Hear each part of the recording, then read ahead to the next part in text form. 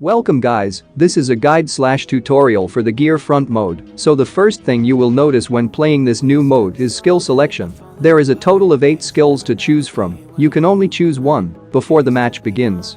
So the best skill or the number 1 will be the gliding doll, which is at the bottom of the list. So if you press this button it will summon a puppet to glide forward. This may not look useful at the beginning, but if you understand how to use this in a proper way, you can jump around buildings easily with this gliding doll skill, from one building to another one, and surprise your enemies. Here is a tip for this skill, make sure to jump before activating the gliding doll, so it gives you a height boost, and also use broken walls to gain the height advantage, so you can jump higher and climb into the windows like this. You can jump from windows to windows, example like this. You need to use your creative ways to implement this skill into your gameplay, so you can take full advantage of this gliding doll. And the cooldown after every use is just 5 seconds, which is not noticeable at all, since you can hold 2 gliding dolls, but I think PUBG might nerf this skill, because it's just too powerful, so use it as much as you can. And the second most powerful skill is healing smoke. If you throw this smoke grenade, it not only gives you cover, but if you are inside the smoke it heals your health and gives you a boost at the same time. Plus it heals your teammates as well as enemies if they are inside the smoke.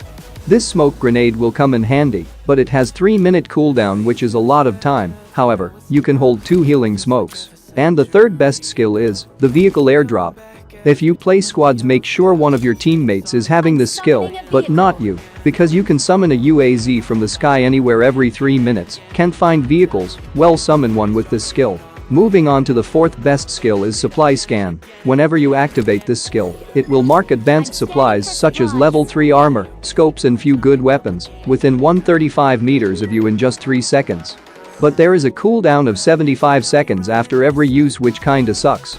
But if you want level 3 stuff really fast, this is the only way. Moving on to the next one, play zone analysis. If you select this option, you can unlock to see the upcoming circles for 3 times. I've located the next play zone.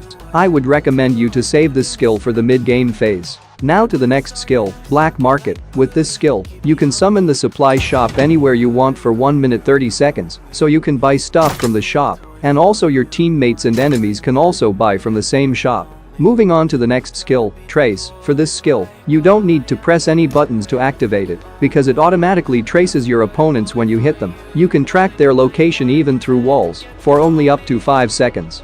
This is a really good skill, but tracking only works for 5 seconds, which is very low in my opinion. And now to the last skill, which is Lucky Backpack. This adds an extra 50 capacity to your bag and gives you lucky slot. You can put a weapon or an item in this slot and convert. It will give you a random item of same kind or type. If you don't want a VSS, you can convert it into a Kar 98K, but it's totally random and you can do this only 5 times.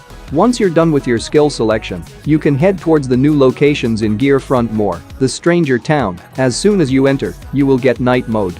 This town has a crazy amount of loot. After a while the strange chests will spawn inside the houses. They contain airdrop weapons and level 3 gear. And there are 2 hot air balloons, which takes time to activate, but you can get on this balloon and travel all around the map. Its energy will last up to the final circle. By the way, your opponents can shoot down and damage the hot air balloon, so beware of that. And you can jump out, it will activate parachute. And there is these strange garden party locations spread around the map. They contain really good loot, probably enough for a full squad, and there are respawn cards. They will respawn you back if you got killed before recall timer runs out.